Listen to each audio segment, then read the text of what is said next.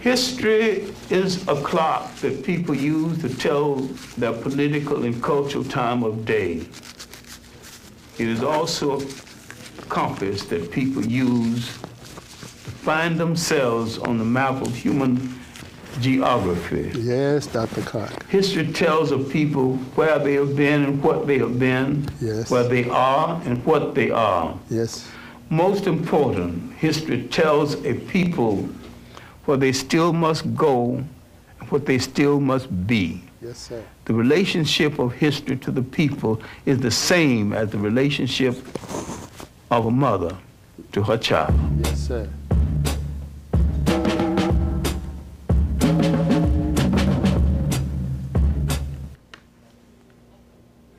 Whatsoever ye do all to the glory of God. That's a great principle. And it doesn't have to be that way.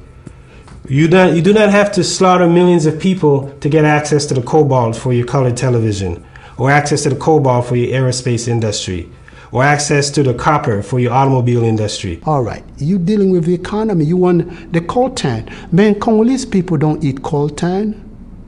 Congolese people can't eat gold.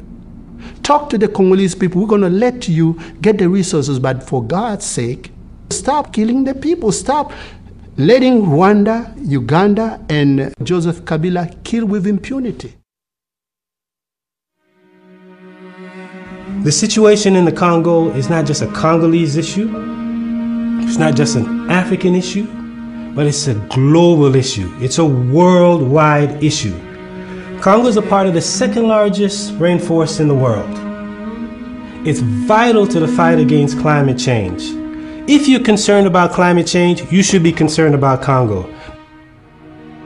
Half of those who have died as a result of the conflict are children under the age of 5. So if you're a child advocate, if you're concerned about children, you ought to be concerned about what's happening in the Congo.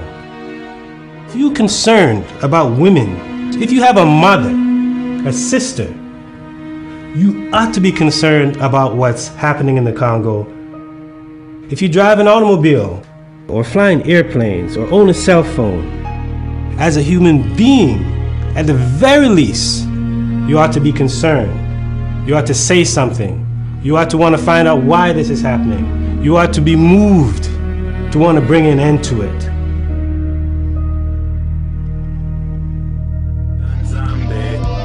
Nzambe, apambala biso, benga nzambe, toko bika, benga nzambe, apambala biso, benga nzambe, toko bika, benga nzambe.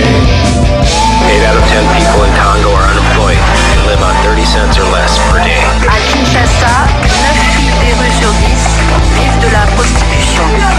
For Congolese children, the tragedy is endless. Massacred in their villages by machetes or recruited as child soldiers, hundreds of thousands of children are victims, and many have become murderers.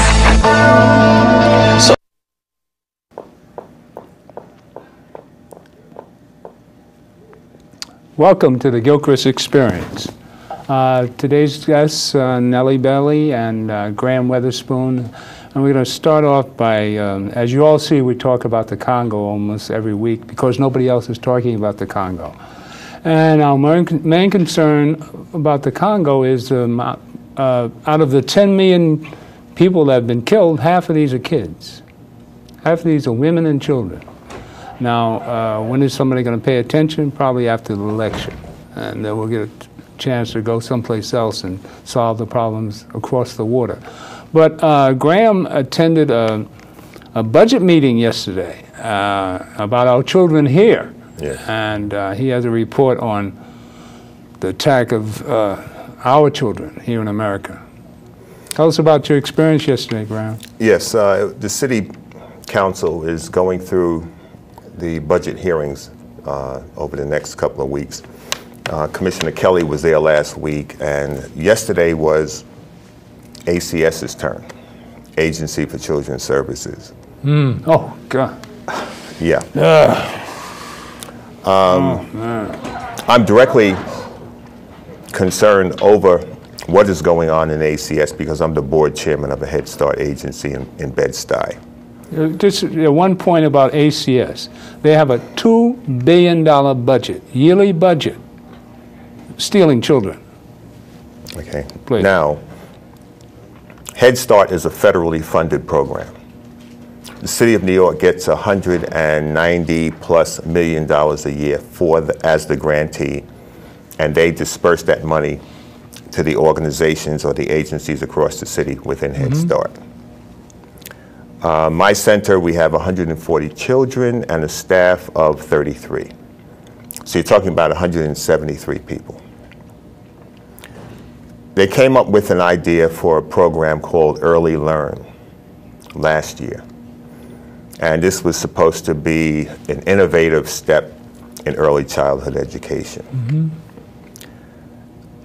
Each center had to submit a request for funds, an RFP submitted to the city. Some of the problems with the ACS as a city agency is that the way in which they handle things fiscally. A number of the board chair and directors of Head Start, we saw a number of inefficiencies. For instance, a deputy commissioner admitted that although they're dispersing federal money, they have not gotten the audits from some of the centers. Now, when you are receiving federal funds, you have to account for the money you're doling out.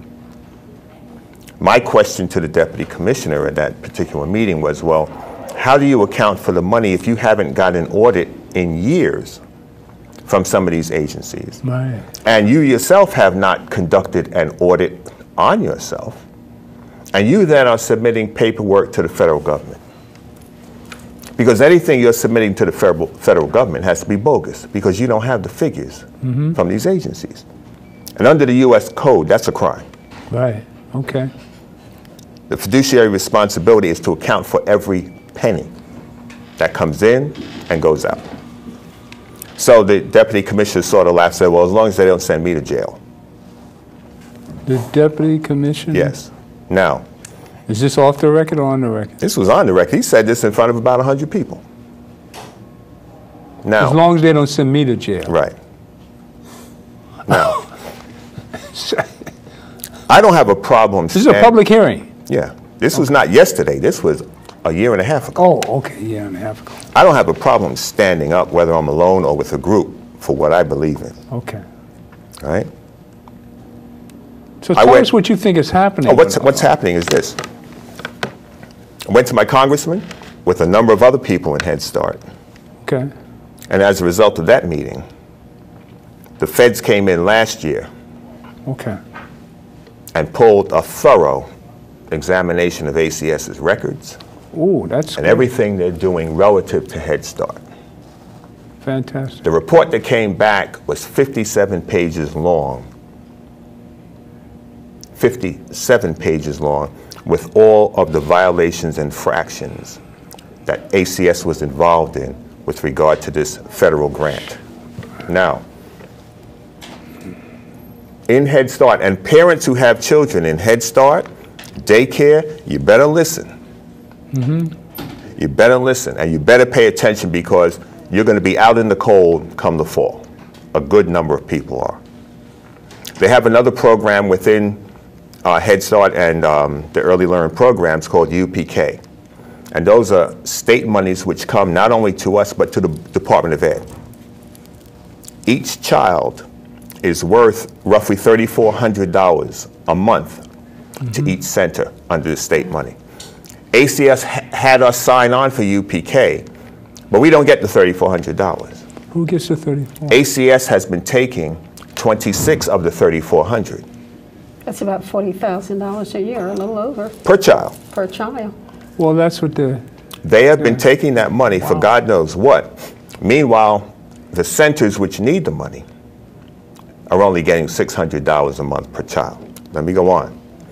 They pushed this Early Learn program where they required the Head Start and daycare centers to write an RFP. Right now, under the city budget, there are no extra funds even to take a trip with the children if you want to take them on a trip to the museum. There is no money for that. Now, so agencies which have no background in writing RFPs and proposals and all this stuff, grant writing, they were called upon to submit an RFP to get money under this new program called Early Learn.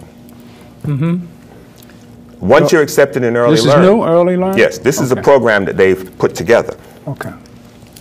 If you're accepted in Early Learn, that means your program will remain open. If not, you're closed. This Early Learn is replacing what? Early Learn is replacing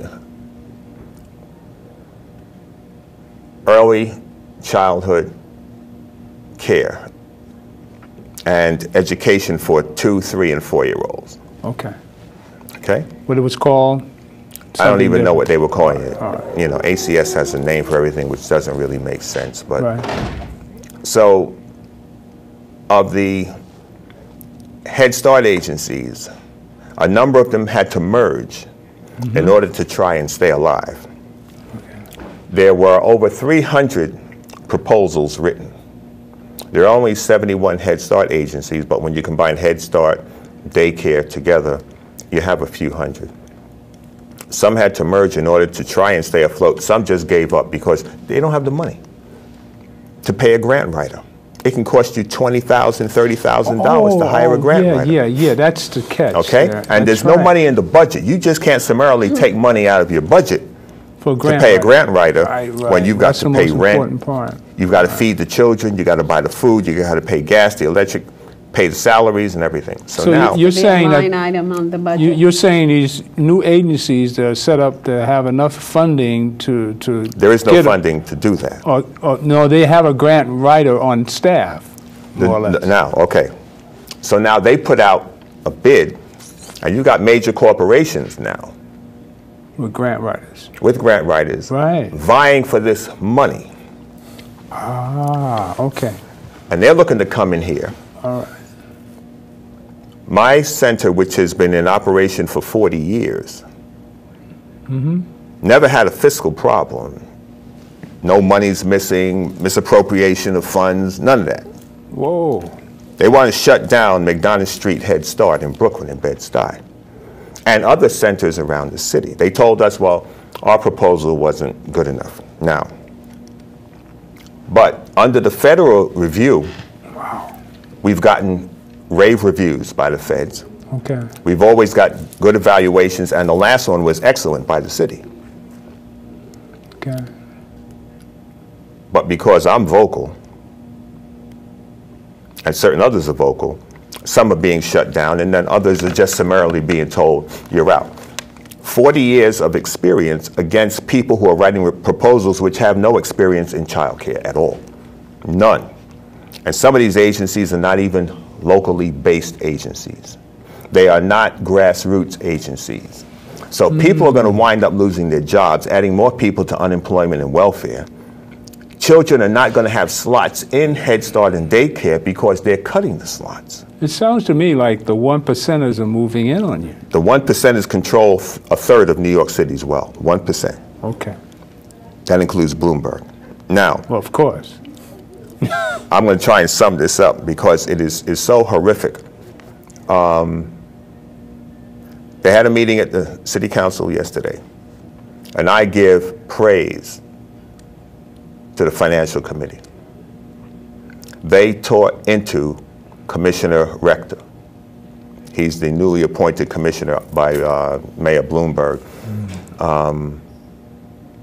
He couldn't answer 90% of the questions that were put to him because he doesn't know anything about ACS. He's a former family court judge, and he knows nothing. He's been in the position at least 7, 8 months. But on the Early Learn, Charles Barron said, this whole plan negatively impacts upon the poor and upon people of color. He says, and it smells of racism. And the commissioner said, oh, why are you bringing race into it? He says, I'm not bringing it into it. You brought it into it because the way this is laid out, People of color are going to be without services. Children of color are going to be without services while you bring these corporations in. And what they did, Councilman Levin in Brooklyn, Sunset Park, he chimed in about a half hour later because Charles was so annoyed. Charles said what he had to say, and he got up and he walked out of the chambers. Levin said, I concur with what Charles Barron said. He said, I have 5 centers in my district. They've all been operating for more than 40 years. And they're great facilities. 3 are run by African Americans, 2 are run by whites. The proposals were sent in. The African Americans have been cut. They told them, you close your doors, September 30th, you're done. What? But the white people, their proposals were accepted and they're giving them additional children. Not that they have the space for it, but they're giving them additional children. And additional money. And additional money. So his question was, why is it that the white people get and the black people get nothing? He also pointed out a fact that a company from Glen Cove, Long Island, submitted a proposal, and the city is awarding them 3,000 children for Head Start and daycare. In Glen Cove? No, in Brooklyn. They've also awarded contracts to corporations, that don't have licenses. They're not even licensed. They don't have facilities to set up a program. Graham, how is that possible, though? This is what happens when people don't vote. Okay? How can a Glen Cove operation come in and write a proposal and take over Brooklyn territory that you've been dealing with for 40 years? Well, this is Bloomberg. This is what he wants to do to put money in the pockets of his cronies. This is what it is. What can we do about it? You got to realize he tripled his net worth. Oh, yeah. Yeah. Yeah, he's the 3rd richest man in the country. Okay. Right. He tripled his net worth while the richest mayor. in New York, and maybe it's the 5th or 6th. And they need to look into all the contracts of the city. He now wants to extend contracts that will run from 2012 to 2020 for his cronies. All right? The entire city council, Tish James, Darlene Mealy, Jackson from Upper Manhattan, Comrie from Queens. There were others, black, white, Latino, and Asian. 3 daycare centers shut down in Chinatown. The councilwoman asked, what are the people supposed to do? Take their children to the factories with them? She said, I thought we got past that. Those of you that have children, 3-year-olds, 4-year-olds, and 5-year-olds, you need to call your council person and tell them that they had better vote no on the city budget. This is not just a light item in the budget. The way they have it set up, the council has to approve the entire budget or reject the entire budget. Okay. They cannot call for a revision on one portion of the budget. That's how ludicrous this is. And now we are doing an appeal. City hasn't called us in yet to meet with us to tell us where we were deficient in our proposal. But they say we have an appeal process. But at the same time, the city is signing contracts with the people that they say were awarded a contract. So if you're getting them to sign on the dotted line when you haven't even given people the right of appeal, it's a fraud. Right. Okay? Then they want to shut down our centers September 30th, but the Head Start contract doesn't end till January 31st. Whoa. Now, in this space of time, let's remember there is a bid for the federal direct funds from the federal government for Head Start. Every Head Start agency can submit a proposal to get direct funding from the federal government as opposed to dealing with ACS. ACS wants agencies to join with them in their bid process. Oh, you know, we've been doing this a long time and, you know, ride our coattail. They brought a woman in. She's now Deputy Commissioner Lee. They hired a woman from out of state. They brought her here, gave her a Deputy Commissioner's position solely as to write the proposal for the Head Start grant so they can hope to latch on to this 180 plus. What is It's over $180 million. $190 million. The Head Start program. Right, just the Head Start grant, the federal grant. Okay. So we are submitting a proposal to the feds for direct funding from Head Start. The city says, we're going to cut you off September 30th instead of allowing you to run to the end of the contract January 31st. Why? Because if they cut our funding in September, where do we get the money to run the program until the end of January when the Head Start money would come into play directly for the centers? They're saying, well, you can submit your proposal, but damned if you're going to be around to get that grant, because we're going to cut your strings off, cut your legs off from under you by giving you no money.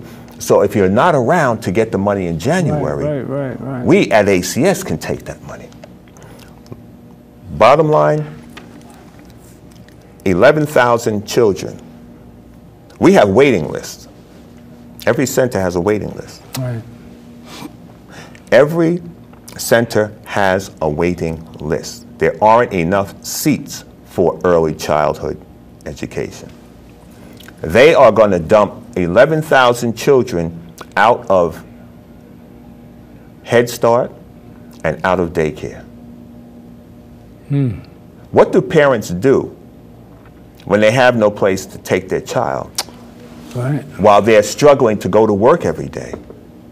Or they're going to tell them, all right, you can take your child cross town to such and such a location. There's a seat over there. Now they have to make arrangements, get up early, whatever, travel to wherever, and then from there figure out their route to work, and then coming back home, the same thing. This is nefarious. It's unscrupulous. There's more to this thing than I'm even discussing at this moment. Okay. Yeah, I like to address that. It's much more than nefarious. It is part of the plan of Mayor Bloomberg and New York City's plutocracy, its oligarchy, to make New York City as white and rich as possible. It is no accident that the safety net for any working class family or families, these safety nets are being removed, whether it's daycare, because if you don't have daycare for your children, then how can you work? If you can't work, then how can you pay for your rent? If you can't pay for your rent, what are you going to do? So the push is to, the agenda is to push these folks out of New York City. You go somewhere else. You can't stay here, and we're going to do as much as possible to make it impossible for you to live in New York City. You can't afford the rents.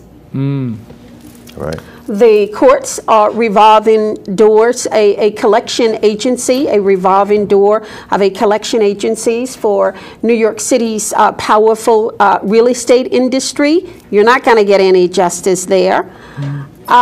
When you look at the hospitals that are being closed, and look what happened to Harlem Hospital. They cut back on services, and this is a hospital where they're building a new wing. What happened to North General in Harlem? And this is a microcosm of what is happening all over. What happened to North General? It's closed down. They're looking at luxury housing.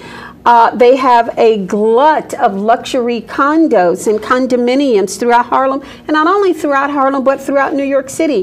Look how they've decimated the working class population in Chinatown. Now they have this Seward Park development, which is the largest public vacant land, 5 plots of land in Lower Manhattan. So they're going to develop that. But what is it mostly for? Luxury development. Look what they're doing to 125th Street. 71 black businesses gone. More will fall by the wayside. No safety net there. So the pressure is on to push people out of New York City. And this has been going on for a long time. it has accelerated under Mayor Bloomberg, who makes Giuliani look like a choir boy. What this man is doing, somewhat of a better bedside manner, so some say. I don't see that. But as cold, calculating, racism imbued in every institutional structure that we have, from the police on down. I was just reading, Graham, I was going to cover it on my program, 123rd, the former captain, the former superintendent of the, he's of the 28th, he's now at the 32nd. They're proposing to name a street, 123rd Street, to rename it after a police officer who was killed in the mosque. This is in 1975, when there was a disturbance at the mosque. The NYPD marched in, and they were going to do this and that, and so there was a shooting, and there was an altercation, and the man who was a member of the mosque, who was charged with the killing of the police officer, was later acquitted. So with all, he was acquitted. Yes, he was. Yes, he was. Now, when you look at stop and frisk, because the American Civil Liberties Union just released their study of the data, 700,000 Black and Latino men stopped in 2011.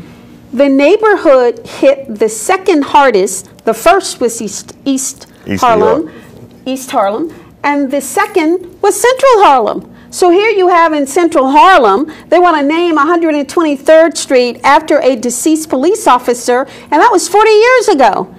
And in 2011, over 700,000 mostly Black and Latino men stopped and frisked. Only 10% of that, even less than 10% of that, were people that they held after what has often been described as illegal stop and frisk. And so this is what we're living with. It's no accident what Mayor Bloomberg is doing. He has announced that he is going to bring in 1 million new residents into New York City. 1 million. And he has made it very clear that he has no problems with the rich. Like Mitt Romney, he has a problem with the poor. And for a long time, since we've had the first regional conference, that was at the first regional planning conference, and these are the planners for the New York City's plutocracy, their ruling class establishment. They have always maintained that we cannot have poor people living on expensive real estate. That is the position of the Manhattan Institute, which is why they are against public housing. We got to get rid of public housing. And what is happening now? The privatization of public housing. What is happening now? The privatization of public education. What is happening now? You can't rent. You can't live in New York City. You can't find a job because we know that there is a job crisis. Over 50% Black male unemployment. Teenage unemployment even higher than that. Harlem, I think, is the 7th neighborhood that feeds young Black and Latino, mostly male and now increasingly female, into the upstate prison industrial complex. And thank God, recently, thank the goddesses, as I always say, the Black and Latino caucus or whatever you want to call it, in the New York State legislature put the kibosh on. No, if you have a prison upstate, you are not going to be able to count those downtown folks as part of your population. You're not going to be able to get that money. You can't do that anymore. And that happened as a result of the tremendous on-the-ground pressure from folks like Graham, you, me, and everyone else, because clearly we see what is happening here. They want us out of the city. You might explain what that is. You know, the upstate population is, the counties upstate where the prisons are count people that are living up there in prison as part of their their area local population. Their And then when population. you have the census, if that's Right. part of your population, then that's how the federal dollars are distributed, and right. and that's what they want. So if you got a prison with 10,000 prisoners, those are part of your community, and you That's get right, federal that's right. funding according The to... population of the prison is greater than the county. Yes, Or than the okay. federal Exactly. district. All right. That's right, and so that gives you that gives you access to these Most people public don't dollars. understand that. To these public dollars, and so as we see this on the ground response to just institutional racism. There's no accident. That's nothing but institutional racism. If there's no daycare, then how are working people supposed to have care for their children in order for them to be able to work? So this is a deliberate policy. They know exactly what they're doing.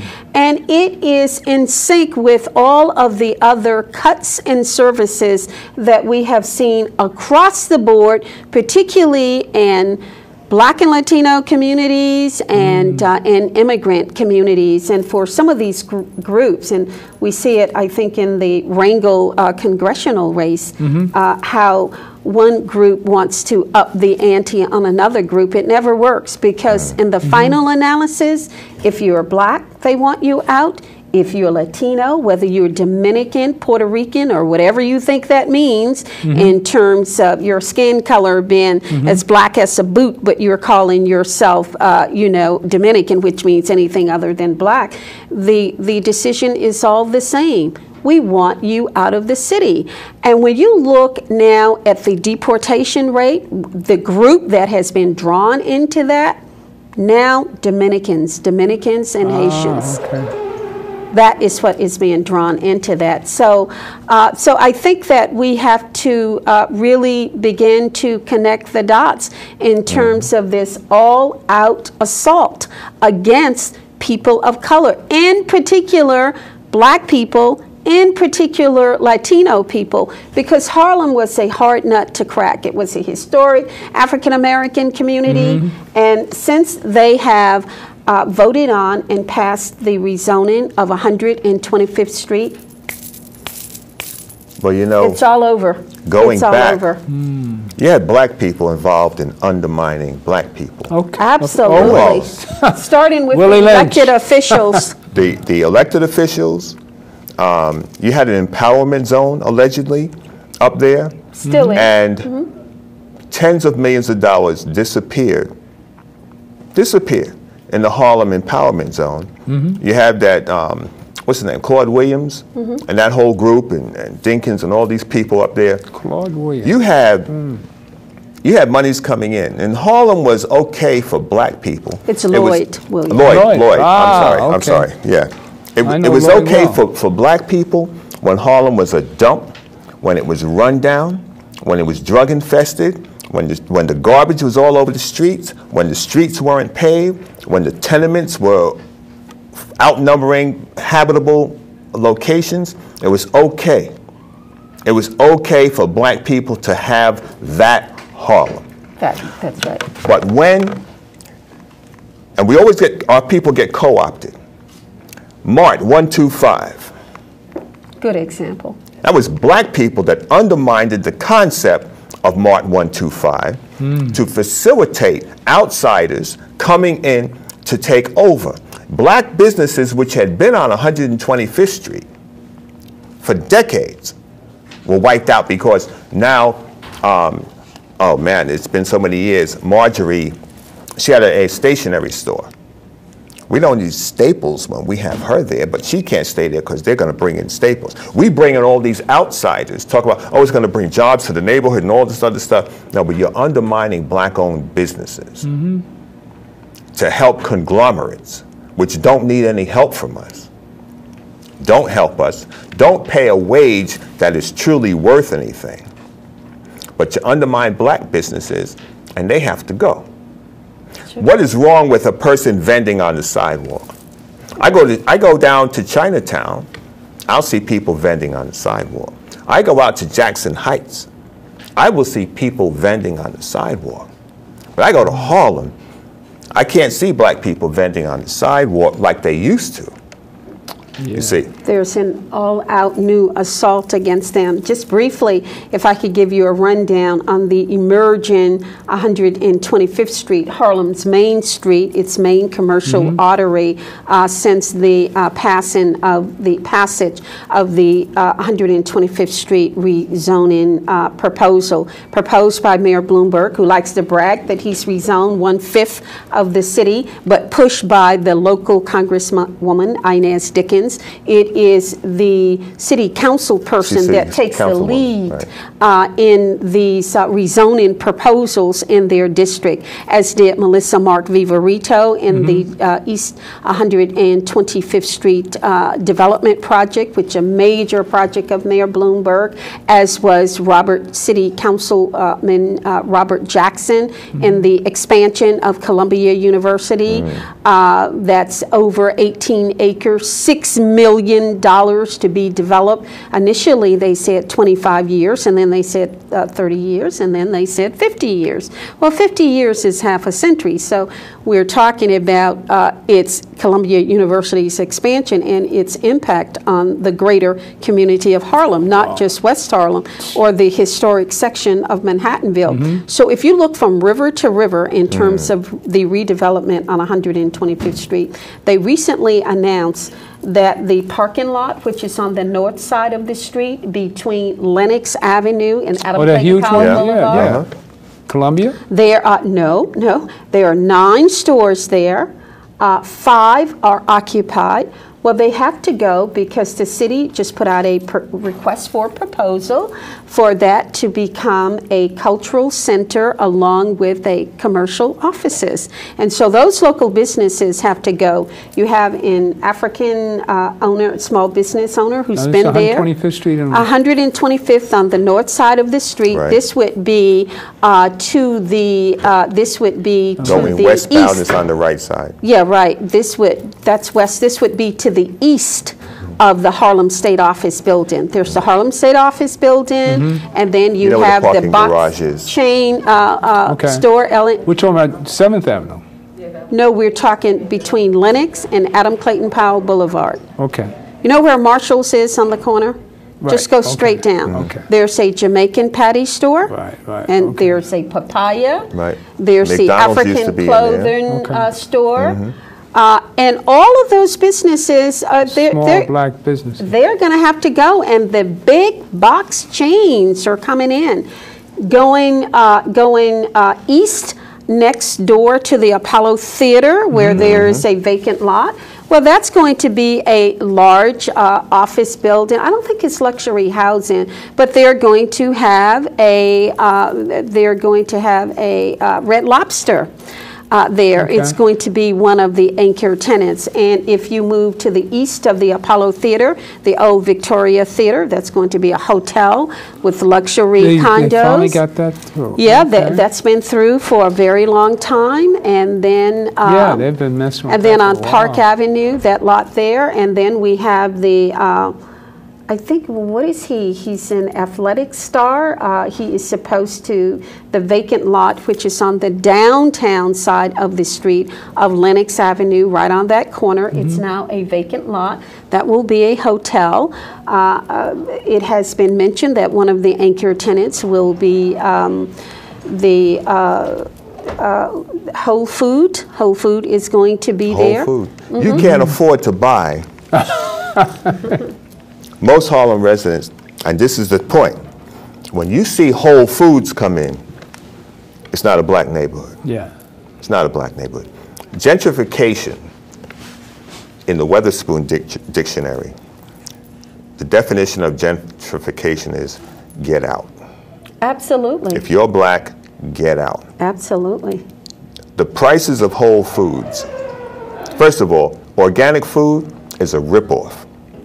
It's highly overpriced because it's cheaper to grow organic food than it is to grow the regular food that they grow. They're not using pesticides and sprays and all these other things. They're just putting the seed in the ground. The ground has to have been without chemicals for X number of years, and that deems it organic.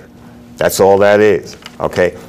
But Whole Foods, their prices are so high It's not affordable. For poor people to get decent food. They can't. Can't afford to get decent food.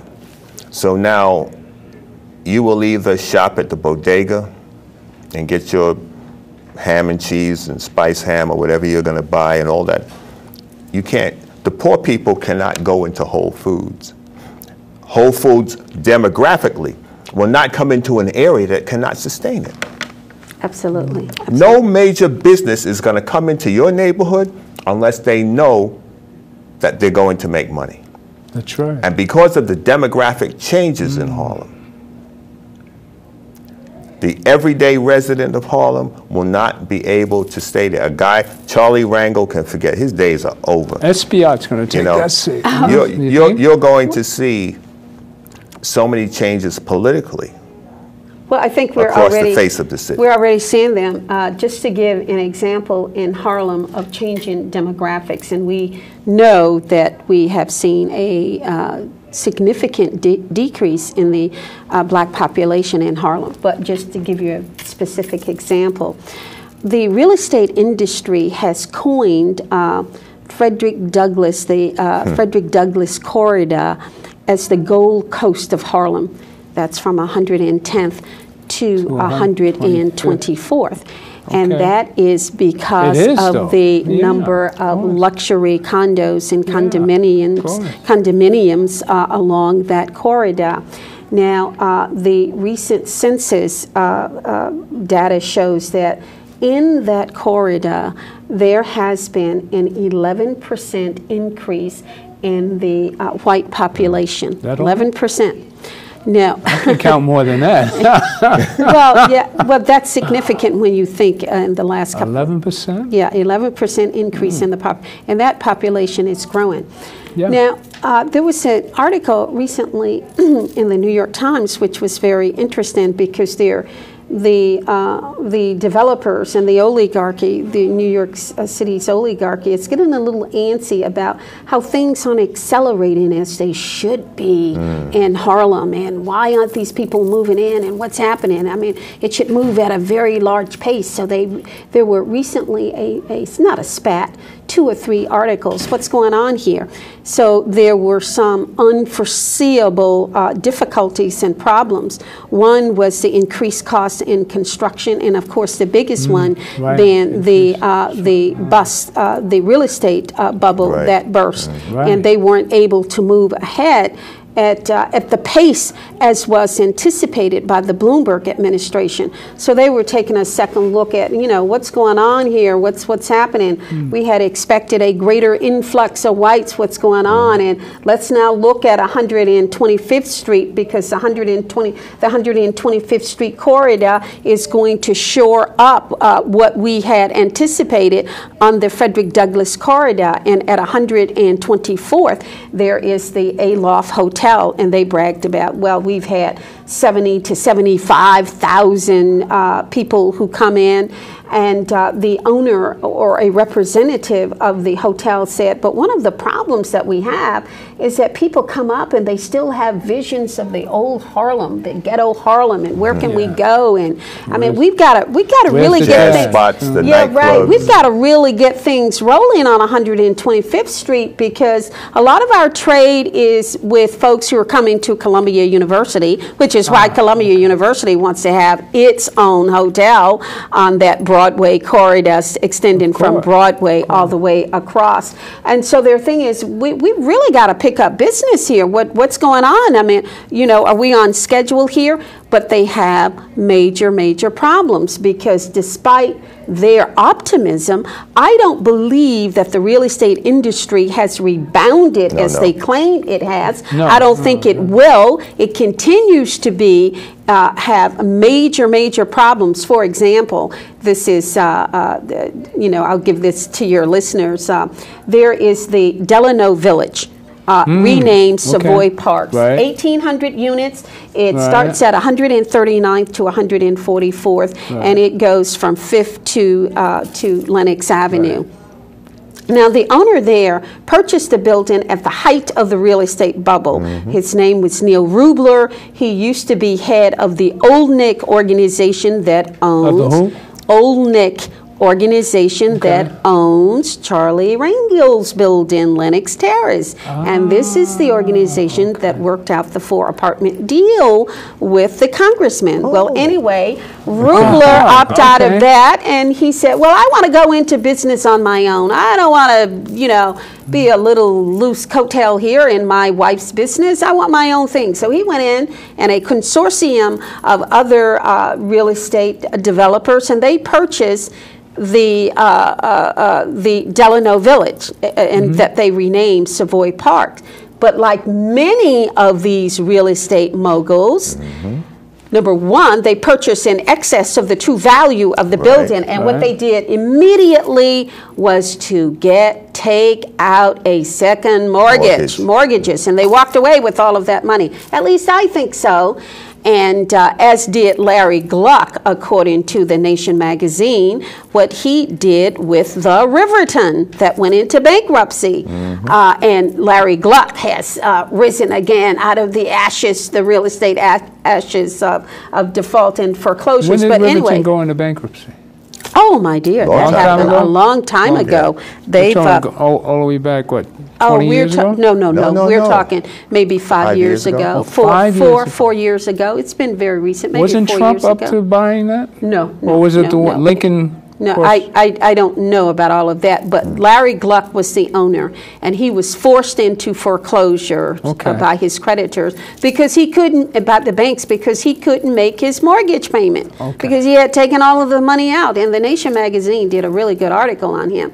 So what has happened to Neil Rubler and Savoy Parks or Delano Village? Well, Lone Star, which is a Texas-based company, has hauled him into federal court not once but 3 times, and they've had receivers appointed and his huge, extensive portfolio of buildings.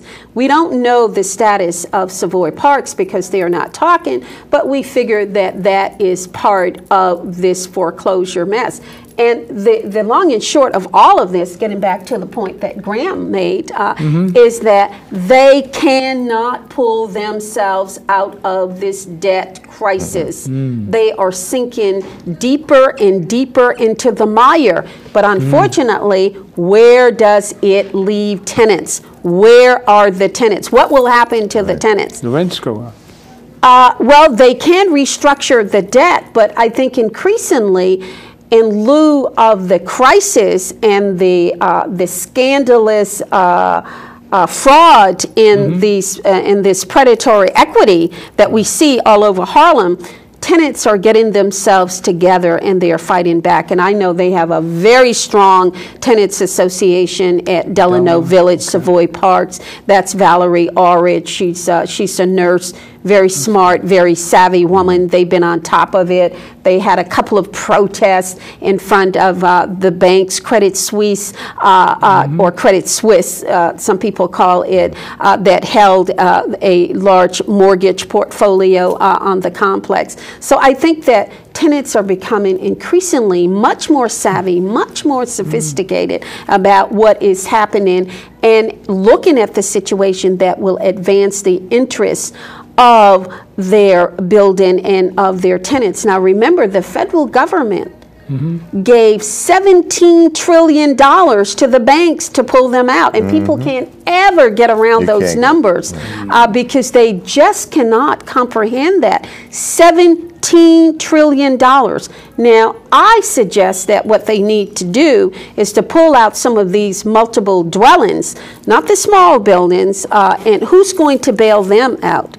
Because the landlords have already gotten the money and they walked, and most of that money they pocketed for new acquisitions. But as usual, they overextended themselves, as they did in Peter Cooper Stuyvesant Town. $6 billion, the largest real estate deal in the history of the country. And when the bubble burst, the building was worth what? less than half, maybe 40% of its original value, and we saw that scheme fall apart from the bond companies that were part of giving these loans, these ratings, and I don't think they can recover. And I think the same problem exists on a national level. Yeah, I told the client last week. Change the subject. We got only 10 minutes left. Oh, okay. Sorry about that. No, you know, as you see here at the Gilchrist Experience, I'm with you guys out there. I get an education every time I have a show. And I really appreciate the subject matter, which is very important to all of us. We only have 10 minutes left. Mm-hmm. But I just want to run this Cuban thing real quick, little 5 minutes, and we'll regroup after that. Just roll in. I want you to listen to, because that's why we supposedly had the show to talk about the Cuban Five. So I thought I'd get it in just you know, all of us can talk about that, because we can even talk about Redmond Walker. All right? So just run the roll in, and we'll come right back to you.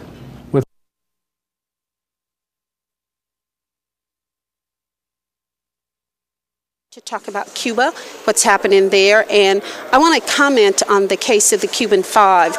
They have been incarcerated for 10 years.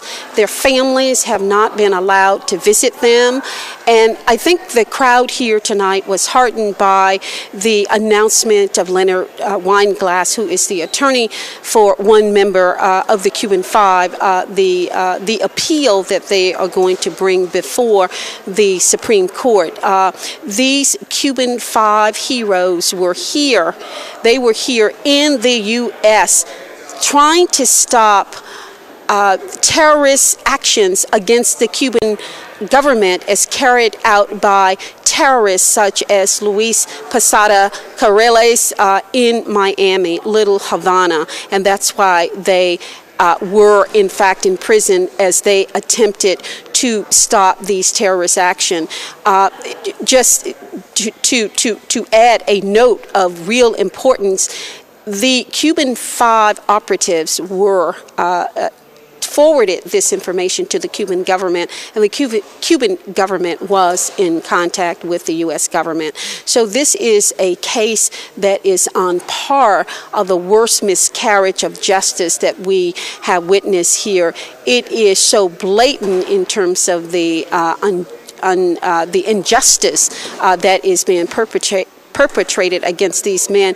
It almost reminds one of the Scottsboro case, not in terms of the details, but just in terms of the outrage of public opinion. So we're here tonight, and we hope that everyone will open their hearts and their minds to the case of the Cuban Five, because it resonates within the African American community and the many, many cases of the miscarriage of justice we have seen and we continue to see. So the Cuban Five case is linked intrinsically with our struggle here. And then, of course, when Cuba called, when Africa called, Cuba responded.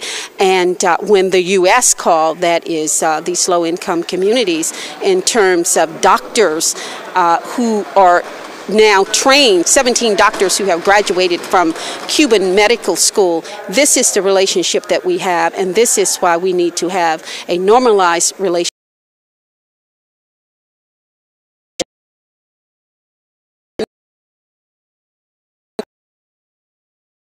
My name is Nellie Hester Bailey. I am a political activist and a solidarity supporter of the Cuban government. I just thought I'd bring that in to give Nellie a little treat. All right, that's we keep track of what you're doing, right? As you see, Nellie is an international activist. And I appreciate all these comments that have been made about Harlem, which I'm an ex-real estate broker, and I recognize all the ills of the 80s when we had nothing but vacant land. I mean, it's really amazing to find what's happening today. And with the children, we see that ACS is still busy as ever. Mm-hmm. That was one of my first shows when I first came here to Manhattan Neighborhood Network. We did shows on ACS, and to see what ACS does with our children, and I mean, it turns your stomach, how they drive parents against each other, you know, taking their kids. You know, imagine. I mean, I was in an instance where I went to court and followed this couple through their trauma, and she was pregnant, and they had the first child, and they were waiting to get the unborn out of her stomach. It was crazy. And I saw the parents fight amongst each other, and I saw them rip the families apart. Went to court and watched all the lies that were told. This man had been accused of giving his daughter gonorrhea. It was a test was misdiagnosed. There was never any gonorrhea, yet the child was taken and put in the ACS system for 5 years, 6 years. And it tore the family together. And then they came after the unborn. All because this doctor out in Staten Island had misdiagnosed, what was it? You wiped the wrong way, what was it called? Oh, he came forward. The child wiped the wrong way, and okay. she was, something was discharging. I forgot what the name was. Anyway, I had a videotape of the doctor declaring that the child never had gonorrhea. Oh, God. Took it to court, and they refused to watch it, of course. But this case is just one of so many that ACS they're out there stealing our children. So we can pay attention to what's happening with this this budget, and it's just another sham going on, and the real estate problems that we're having. And we're going to get you a copy of the film where the real terrorists stand up, and it's about Cuba. I'll make sure you get a copy of that. All right, and we'll do more about Cuba. We ran out of time today, and I thank you for coming, and the God in me loves the God in you, and stay tuned. We'll just have so much. I mean, I just received a real education, a renewal of all the problems that we're having. And thank you, Graham, for your report on what's happening to our kids. And Nellie, it's always a pleasure. Thank you. And you always stimulate us to become more active in what we've got to fight against. Even Cubans. We're fighting for the Congolese, civil rights for the Congolese. Thank you for coming. God bless. I read once, passingly, about a man named Shakespeare. I only read about him passingly, but I remember one thing he wrote that kind of moved me. He put it in the mouth of Hamlet, I think it was, who said, "To be or not to be." He was in doubt about something.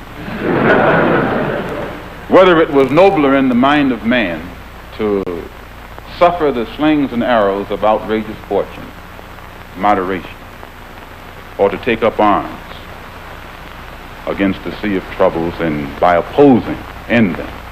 And I go for that. If you take up arms, you'll end it. But if you sit around and wait for the one who's in power to make up his mind that he should end it, you'll be waiting a long time. And in my opinion, the young generation of whites, blacks, browns, whatever else there is, you're living at a time of extremism, a time of revolution, a time when there's got to be a change. People in power have misused it, and now there has to be a change, and a better world has to be built, and the only way it's going to be built is with extreme methods. And I, for one, will join in with anyone, don't care what color you are, as long as you want to change this miserable condition that exists on this earth. Thank you. Malcolm was always involved somewhere in the struggle.